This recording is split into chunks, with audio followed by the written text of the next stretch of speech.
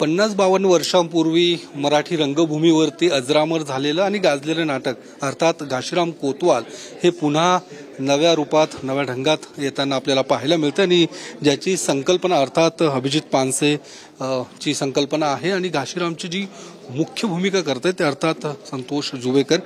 अभिजितजी, काय तुम्ही हिंदी भाषेत हे सगळं नाटक पुन्हा एकदा आणतायत रंगभूमीवरती, ही संकल्पना नेमकी सुचली कशी किंवा याच्या मागचं नेमकं कारण काय पुन्हा एकदा हे नाटक हिंदी भाषेतच आणावं म्हणून?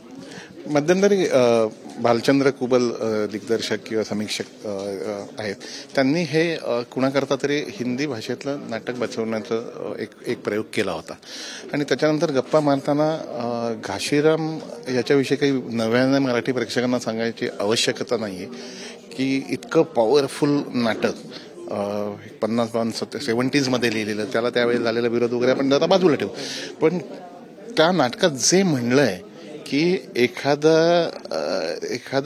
सत्ताधारी एखादा राजा एखाद्या वजीराला वापरून घेऊन त्याचा उपयोग संपला की कसा फेकून देतो, आणि हे काही फक्त पुण्यातलं राजकारण आहे किंवा महाराष्ट्रातलं आहे असं नाही ना, जगभरातलं राजकारण आहे। म्हणजे अगदी अमेरिकेने अनेक गोष्टी अनेक लोकांना वापरून म्हणजे हवे तेव्हा वापरले, हवे तेव्हा फेकून टाकले।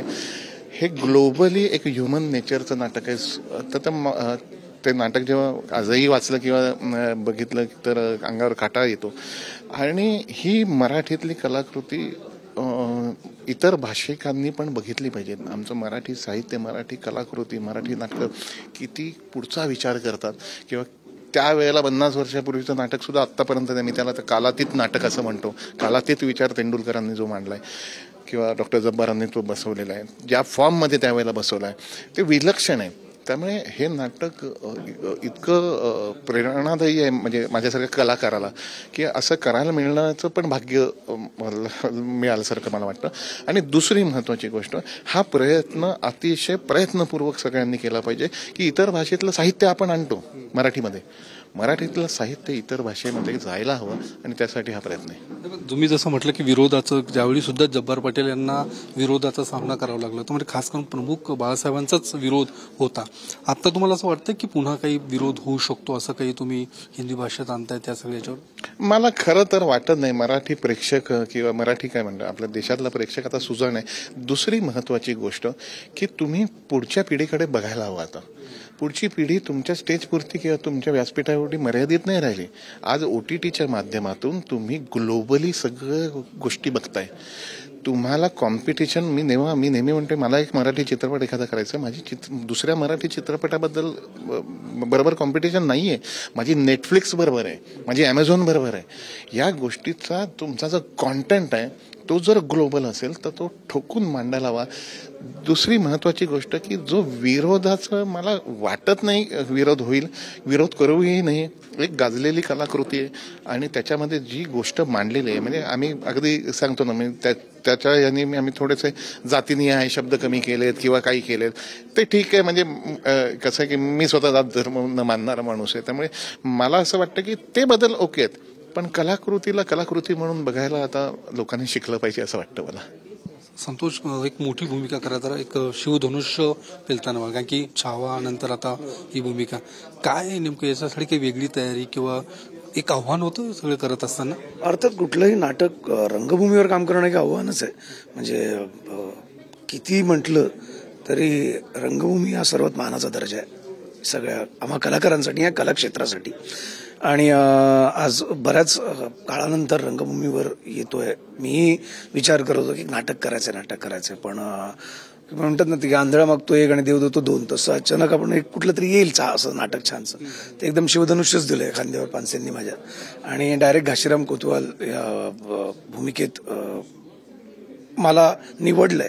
म्हणजे कदाचित त्यांनी पाहिलं असेल की मी करू शकेन, त्यामुळे आता त्यांनी जी जबाबदारी, जो विश्वास दाखवलाय तो एक कलाकार म्हणून मला सार्थकी ठरवायचा आहे। सो अर्थात प्रयत्नच करणार, बाकी त्या प्रयत्नाचं काय होईल ते नटेश्वरालाच माहीत, पण प्रयत्न पूर्ण करणार। आणि एक खूप छान कलाकृती आहे, खूप नावाजलेलं नाटक आहे।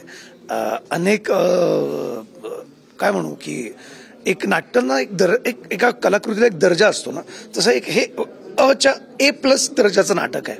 एक तर विजय तेंडुलकरांनी लिहिलेलं आहे, वसंत देवांनी नाट्य रूपांतरित केलं हिंदी भाषेत, आणि आधी डॉक्टर जब्बार पटेलांनी केलं होतं, मोहन आकाशेंनी काम केलं होतं, टिळेकरांनी काम केलं होतं, आणि या सगळ्यानंतर आज हिंदीत पहिल्यांदा हे नाटक होत आहे आणि त्याचा भाग मी होतोय, याचं मला खूप समाधान, आनंद आणि दडपणी आहे.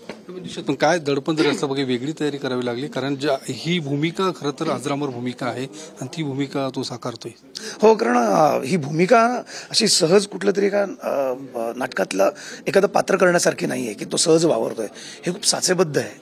हे पूर्णपणे दिग्दर्शकाचं नाटक आहे, हे पूर्णपणे लेखकाचं नाटक आहे, आणि यातला कलाकार पूर्णपणे दिग्दर्शकाचा आणि लेखकाचाच असला पाहिजे.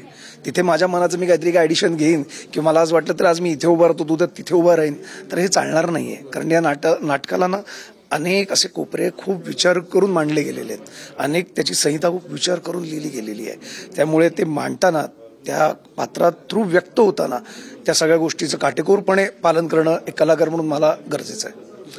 शेवटचा प्रश्न, काय काही बदल केलेत? कारण की तुम्ही जसं म्हणतात की त्यावेळी जे काही वाद झालेत काही मुद्द्यांवरती, तरी त्या सगळ्या वादाला टाळण्यासाठी आता काही बदल केले या सगळ्या याच्यामध्ये? नाही, मूळ संहितेमध्ये काहीच बदल केलेला नाही. बदल त्याच्या फॉर्ममध्ये केला आहे मी. म्हणजे तुम्ही घाशीराम जुनं पाहिलं असेल, बऱ्याच जणांनी बघितलेलं आहे, त्यामुळे त्याचा फॉर्म म्हणण्यापेक्षा त्याचं नेपथ्य, त्याचं प्रकाश योजना, त्याचं संगीत, त्याचं एकंदर कॉस्ट्युम्स, त्याची कंपोजिशन्स ही तुम्हाला फारच नवीन बघायला मिळतील आणि एक नवीन घासीराम बघितल्याचा आनंद होईल. कॅमेरामन सुशांत राऊतसह योगेश बोरसे, TV9 मराठी, पुणे.